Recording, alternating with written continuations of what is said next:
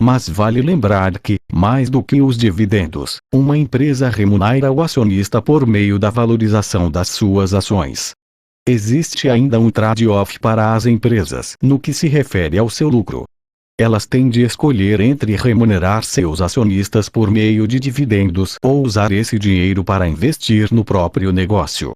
Por isso, nem sempre um valor alto de dividend yield é interessante, já que pode significar que a empresa não sabe como reinvestir os seus lucros. O cálculo desse indicador é feito pela seguinte fórmula. Fonte: The Economic Times. Na tabela a seguir, você encontra o valor do dividend yield de algumas ações na Bolsa de Valores. Custos de operar com ações e investir em ações, apesar de muitas vezes envolver ótimos ganhos, pode gerar perdas consideráveis. Esses erros de trajetória não advêm apenas de prejuízos com operações mal realizadas, mas também dos custos envolvidos. Nem todos os investidores prestam atenção a isso. É muito importante entender não apenas os custos que envolvem o investimento em ações, mas também como é possível evitar despender muito dinheiro com ele. O primeiro passo é, obviamente, saber com quais custos estamos lidando. Existe uma forma muito fácil de verificar quais são todos os custos. A nota de corretagem. É um documento oferecido pela corretora de investimentos que nos informa sobre uma operação que realizamos, além de quase todos os custos que incidiram sobre essa operação. Em suma, existem 4 custos em ações para os quais precisamos nos atentar. 1. Corretagem. 2. Emolumentos. 3. Custódia mensal. 4. Imposto de renda. Corretagem. Você paga a corretagem sempre que compra ou vende um ativo na Bolsa de Valores. Ela pode ser cobrada de forma fixa ou variável. Quando é cobrada de forma fixa, o valor é travado por operação realizada. Por exemplo, uma instituição pode cobrar R$10 de corretagem a cada operação de compra ou venda realizada, independentemente do valor da operação.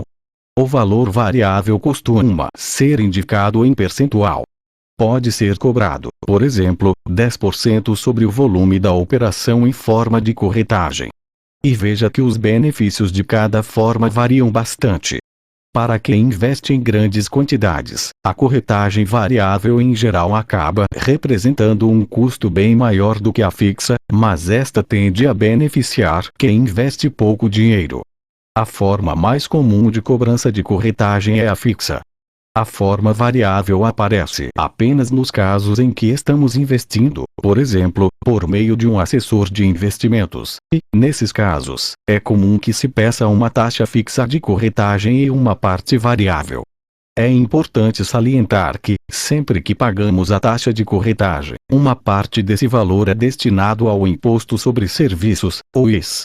A taxa do IS varia entre os municípios, e, por isso, acaba dependendo de onde está localizada a instituição financeira que intermedia suas operações em Bolsa de Valores.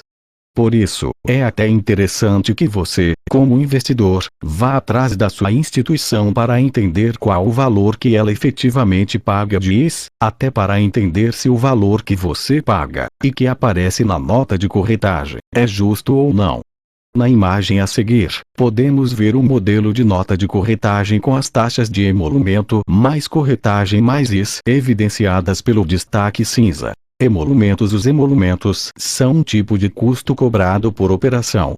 São recolhidos pela B3 e pela CBLC, a central responsável por fazer a custódia e a liquidação das ações. Essa taxa incide sobre o volume de compra das ações, mas é importante entender que aquela que é cobrada pela B3 é diferente da taxa da CBLC. Essa taxa também varia a depender da natureza da operação. O custo devido por uma operação de swing trade é diferente da de day trade. O swing trade indica que a compra da ação foi realizada em data diferente de sua venda. O day trade indica que a movimentação de compra e a de venda de uma ação foram feitas no mesmo dia. Hoje, em 2018, a B3 cobra 0,0275% sobre o volume no swing trade, e no day trade cobra 0,02%. Já a CBLC cobra 0,005% sobre o volume no swing trade e no day trade. Custódia. A custódia é cobrada todos os meses pela corretora, no caso de você ter alguma posição, ou seja, algum ativo investido no mês. É diferente da corretagem, que é recolhida apenas se alguma operação for realizada. A parte boa é que muitas corretoras isentam os investidores dessa taxa. Caso isso não aconteça, geralmente é cobrada uma taxa fixa. Nas tabelas a seguir podemos ver todas essas taxas dentro de um modelo de nota de corretagem, com as taxas destacadas. Como pagar menos e ir com ações é fato. Ninguém gosta de pagar imposto. Mas pensa comigo, pagar imposto de renda é um bom sinal para o investidor. Afinal, se ele paga esse imposto, é porque está tendo lucro. Então, não temos que ter desgosto com o imposto de renda, ele pode ser um bom sinal. É importante não negligenciar seu pagamento, porque isso poderá causar problemas no futuro. Neste subcapítulo, contarei como funciona a aplicação do imposto de renda em ações e fundos imobiliários. Mais do que isso, revelarei como podemos escapar dele em algumas situações, como na compra de ações. Duas coisas aqui devem ser entendidas. Só pagaremos imposto de renda se tivermos lucro com o investimento. Em caso de prejuízo, o pagamento não é necessário. Porém, sempre que o investidor for obrigado a declarar, ele deve fazer isso todo mês por meio de uma emissão de um documento de arrecadação de 2 Receitas Federais, o DARF. Temos alíquotas diferentes de imposto para swing trade e day trade. Para o primeiro, a alíquota é 15% sobre o lucro. Exemplo. Se eu comprei R$100.000 em uma ação e as vendi por R$110.000, tive R$10.000 de lucro. Calculando, 15% de R$10.000 são R$1,5 mil. No day trade a alíquota é de 20%. Mas há um detalhe aqui, tanto no swing trade quanto no day trade a corretora retém um percentual da sua venda. No caso do swing trade, esse valor chega a ser de 0,005% das vendas, direto na fonte. No day trade, é retido 1% das vendas direto na fonte. Por conta disso, se formos considerar uma operação de day trade, temos que considerar que o pagamento de imposto de renda, na realidade, será de 15% menos 1%, que já foi retido na fonte. Isso é importante para a Receita Federal, porque assim ela consegue rastrear possíveis sonegadores. Mas existe uma forma de pagar menos imposto nessas operações. Isso porque somos obrigados a declarar e pagar o imposto apenas se as vendas de ações no mês superarem o valor de R$20.000. Ou seja, se eu vender até R$19.999 no mês de janeiro, não pago o imposto referente a essas vendas. Por isso, muitos investidores que têm posições altas em ações acabam se limitando a vender no máximo R$20.000 por mês. Dessa forma, a incidência do imposto de renda de 15% ou 20% é evitada. Para fugir do imposto, também há o conceito de linha d'água, que consiste em considerar o último dia útil do mês, que é o tempo limite para a emissão do DARF, para evitar o pagamento de um imposto. Se, por exemplo, você tiver um lucro interessante como uma ação de sua carteira ao mesmo tempo que registra prejuízo com outra, pode vender as duas e abater do imposto de renda do seu lucro com a primeira o prejuízo da segunda. No primeiro dia útil do mês seguinte, bastaria recomprar as ações, evitando assim o imposto de renda. Por exemplo, você comprou R$20.000 em ações da empresa A, e atualmente elas estão valendo R$25.000. Você também comprou R$30.000 em ações da empresa B, mas hoje elas estão valendo R$24.000. Se você só vendesse as ações da empresa A, teria que pagar imposto sobre os R$5.000 de lucro. Porém, se você vender as ações da empresa B no mesmo mês, terá registrado um prejuízo de R$1.000, e não precisará pagar imposto. Especulação versus investimento. Gostaria de elucidar ao leitor uma coisa muito importante: a diferença entre especulação e investimento. Isso porque é comum as pessoas confundirem investimento com trading, que é a compra e venda de ações, visando lucrar com a oscilação de preços. O trading é uma forma de ganhar dinheiro por meio da especulação. Você não está investindo de fato em uma empresa. Em outras palavras, você não está aspirando a um retorno com base no crescimento da empresa, nem está considerando a solidez dos negócios dela. Você está considerando apenas o preço da ação da empresa e analisando se esse preço pode subir ou descer a ponto de viabilizar uma operação. De acordo com as próprias palavras de Benjamin Graham, um dos pais da ideia de investimento, uma operação de investimento é aquela que, após análise minuciosa, promete segurança do capital e uma remuneração apropriada. As operações que não cumprem esses requisitos são especulativas. E não é que especular seja uma forma errada de ganhar dinheiro, pelo contrário, o trader profissional tem os seus méritos. Mas temos que considerar que é muito difícil ser trader. O nível de conhecimento e dedicação exigido é muito alto, de forma que poucas pessoas conseguem, de maneira efetiva, viver apenas dessas operações no dia a dia. No fim, investimentos na bolsa de valores devem ser realizados considerando o longo prazo, e o investidor deve ter a intenção de fazer parte dos negócios das empresas. Por isso, acredito que se investimos estudando os fundamentos das empresas, podemos ter maior segurança de que estamos fazendo bons negócios. O fator tempo também diferencia o investidor do especulador. O investidor geralmente pensa no longo prazo, pretendendo ser sócio, e por isso busca bons negócios. Já o especulador não liga para isso. Ele pretende apenas se beneficiar de algum cenário, seja positivo ou negativo. Quando você tem muito dinheiro, fica mais difícil especular. Quando você tem pouco dinheiro, seu ganho é pequeno e exige muito esforço. Você poderia colocar esse esforço em outro lugar, talvez empreendendo, o que geraria muito mais dinheiro. De qualquer forma, recomendo aos leitores que, se possível, sempre pensem em investir na bolsa de valores, e não especular.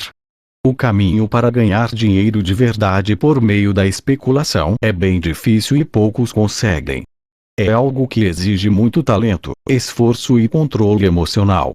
Além disso, no curto prazo, ou seja, quando tem pouco dinheiro, o especulador acaba se expondo muito mais do que o investidor ao que chamamos de risco da ruína, que é o risco de que algo muito ruim aconteça e nos faça perder um montante de dinheiro que dificilmente recuperaremos algum dia. Qual é a segurança do mercado acionário? É provável que você tenha se perguntado qual é a real segurança ao investir, principalmente se você investe por intermédio de uma corretora. E isso não é nada anormal, pelo contrário. No fim das contas, você está lidando com o próprio dinheiro. Para entendermos se um investimento é seguro, temos duas instituições muito importantes a considerar: a CBLC e o SEI. Quando você compra uma ação, geralmente utiliza uma corretora de valores para fazer a intermediação entre você e a bolsa de valores, que é o ambiente de negociação dos ativos. Porém, quando você compra a ação, onde ela fica? Guardada na corretora. Na bolsa? Não. Ela fica na CBLC, a Companhia Brasileira de Liquidação e Custódia. Sua segurança é essa. A CBLC garante a segurança porque, mais do que guardar o seu investimento fora do risco financeiro das instituições, ela faz o registro das ações em seu nome e em seu CPF, o que possibilita a certeza de que as ações que você comprou são suas. Além disso, há o SEI, o canal eletrônico do investidor. Quando você abre conta em uma corretora, esta faz seu registro na bolsa, permitindo que você tenha acesso ao SEI. É por meio desse canal que o investidor consegue acompanhar informações diretamente da CBLC e pode consultar a posição e a movimentação de ativos negociados na B3, sem correr o risco de as informações serem manipuladas. Imóveis e fundo imobiliário 2. Se você nunca ouviu falar de fundo imobiliário, este é o grande momento para isso. Os fundos imobiliários, chamados de FIIs, são um tipo de ativo negociado em bolsa que expõe o investidor ao mercado imobiliário. Na verdade, ao investir em um fundo imobiliário, em vez de comprar um imóvel sozinho, você estará se associando a vários outros investidores que também têm interesse em entrar no mercado imobiliário. O dinheiro de todos os investidores vai para um fundo, e esse fundo terá como objetivo uma série de compras no mercado imobiliário. Com isso, temos um aspecto favorável do fundo imobiliário. Diferente de uma compra financiada, na qual às vezes compramos um apartamento por R$ 500 mil ou R$ 1 milhão, no fundo imobiliário conseguimos ter uma parte de um grande prédio comercial sem precisar de um grande valor em dinheiro para investir. Essa parte nós chamamos de cota. Além disso, assim como as ações, os fundos imobiliários repassam dividendos, que são equivalentes ao capital que temos no fim. É importante entender que existem fundos imobiliários diferentes, que podem ser classificados da seguinte forma: fundos de renda, fundo de tijolo, compram empreendimentos já construídos, com foco na distribuição de rendimentos. Uma recessão econômica, porém, pode impactar a taxa de vacância e locação. Fundos de títulos e valores mobiliários, concentrados em CRI 55, são títulos atrelados ao IGPM, entre outros índices. Estão também relacionados aos riscos de mercado, como variação das taxas e risco de crédito. Híbridos, mistura entre empreendimentos imobiliários, cotas de outros FIIs e títulos. Em geral, os fundos imobiliários representam algumas outras vantagens para investidores. Possibilita que pessoas com pouco capital para investir possam entrar no mercado imobiliário, algo que antes era possível apenas com financiamento. 3, 4, 5, 6. O imposto de renda também é diferenciado. No caso da aquisição dos imóveis, se você adquirisse um e o alugasse, teria que pagar imposto de renda pelos rendimentos auferidos pelo aluguel. No caso dos fundos imobiliários, o rendimento já é isento de imposto de renda para o investidor pessoa física. Mas não se engane, ele é isento nos rendimentos mensais/dividendos. Para ganhos por meio da compra e venda de fundos imobiliários, há a incidência do imposto.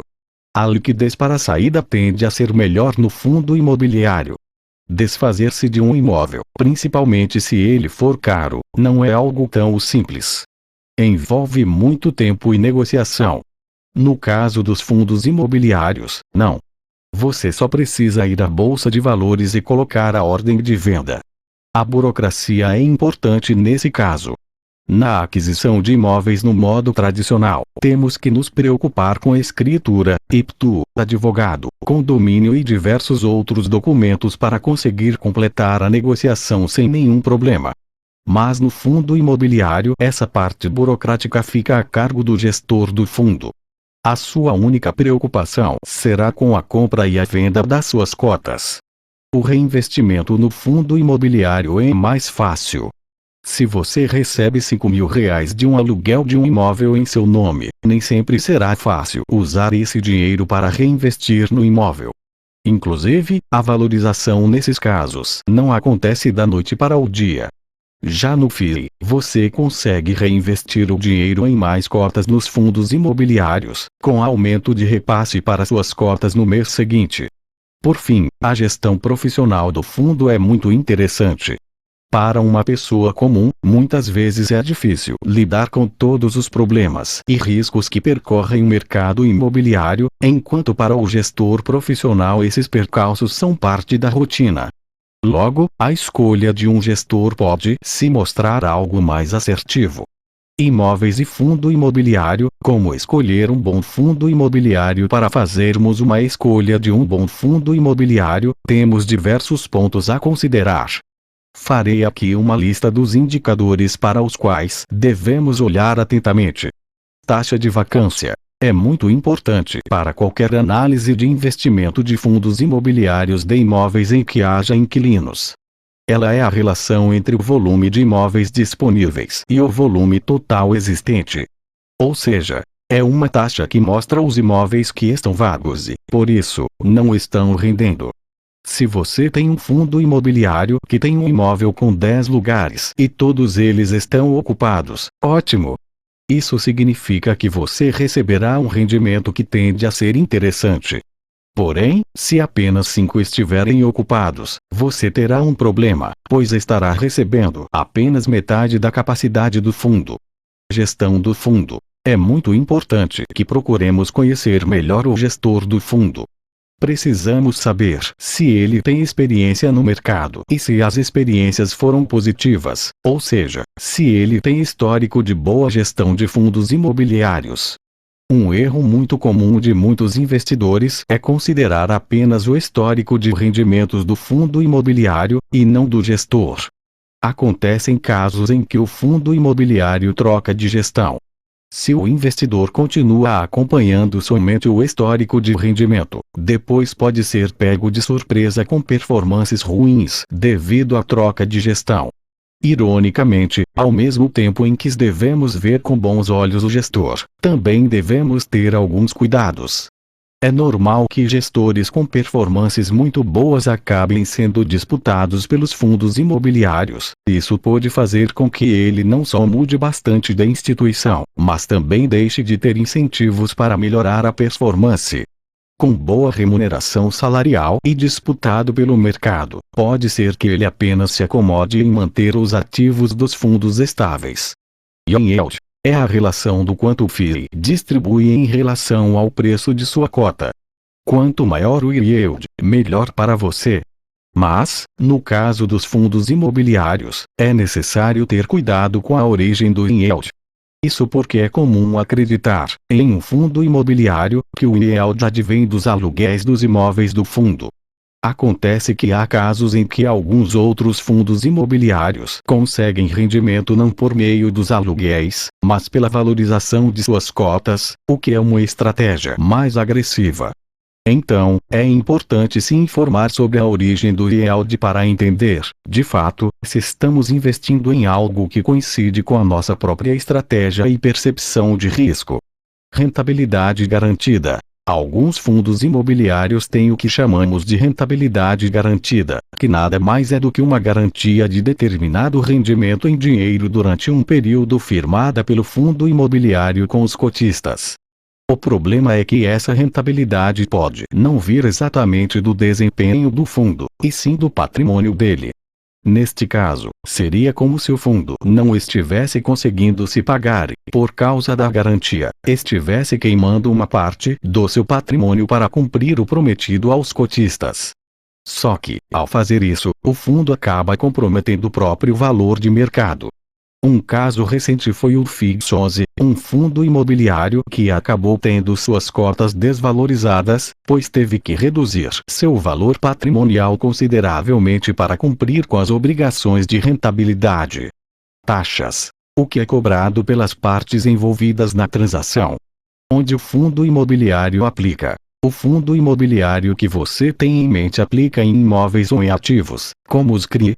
Mais ainda, em relação aos ativos em que o fundo aplica, quais são seus ratings? Veja que é importante entender a carteira do fundo, porque, afinal, o dinheiro estará em uma dessas aplicações.